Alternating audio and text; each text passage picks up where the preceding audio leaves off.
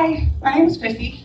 I have been with Nichols Center since 2014, so we're coming up on 8 years. You have to excuse my speech on my phone.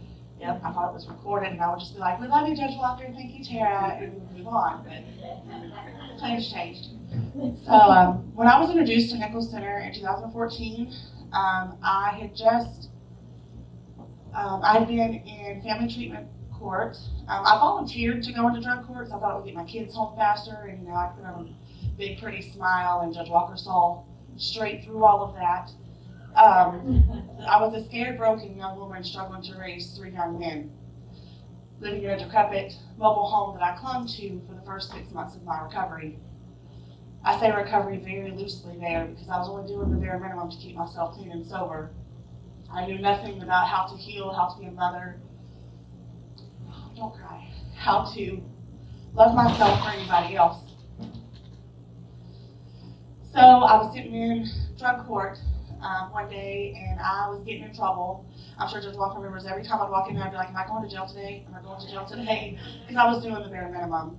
And I walked in, and she was like, "I think you need community service." And I was like, "I strongly disagree, but we'll do it." So she strongly encouraged, or I was going to jail, to do community service.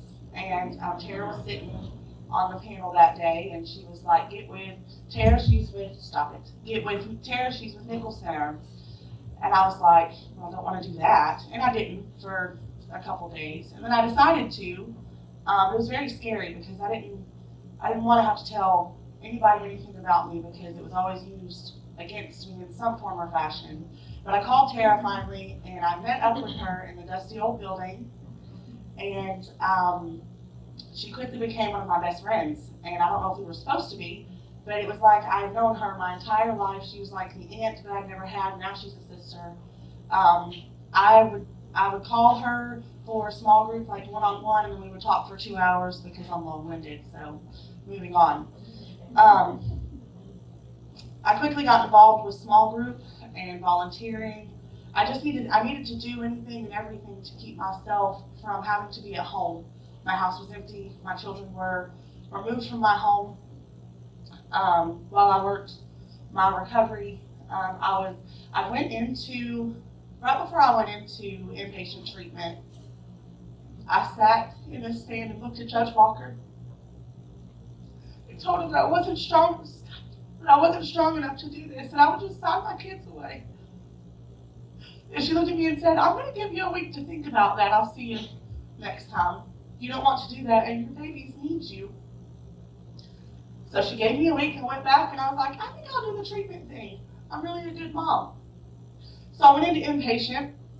I quickly came out of inpatient, went back into outpatient because I didn't want to go to jail. And I completed outpatient. Is that my timer? Oh.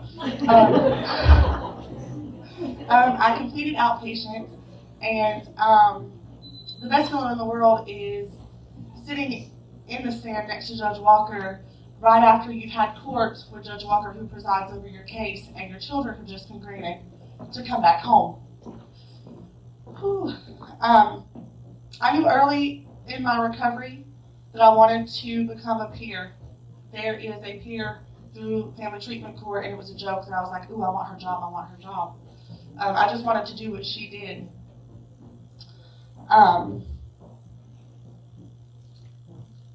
So I got involved in small group, and I got involved in volunteering, and I learned everything that I could learn, and I really studied up on the biopsychosocial model of substance use, and it's amazing how our brains work.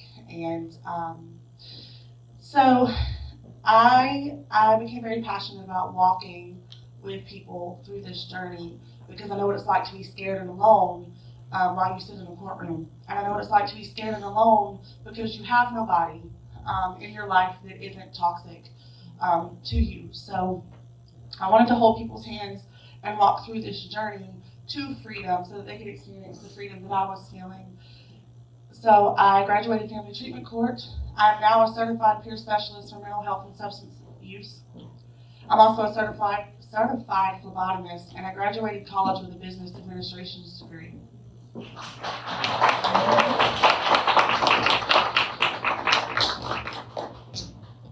that could have been possible had Judge Walker and Tara with the Nichols Center and all the support that I received from Nichols Center to never let me lose sight of hope. They never allowed me to lose sight of my dreams. I now also have chickens and goats. That was one of my dreams when I first got sober. My recovery has also allowed me to buy a home and work through a grieving process for the last 18 months that I never would have ever imagined I would have to go through. Through peer services, I've held hands with someone walking through the doors to their first 12 step.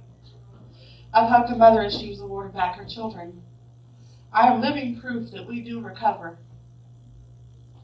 I would not be where I am or who I am today without my support network, the support of my personal hero, Judge Walker, and the enormous amount of knowledge that I've learned through peer services and the grace that Tara and Nichols Center has shown to me.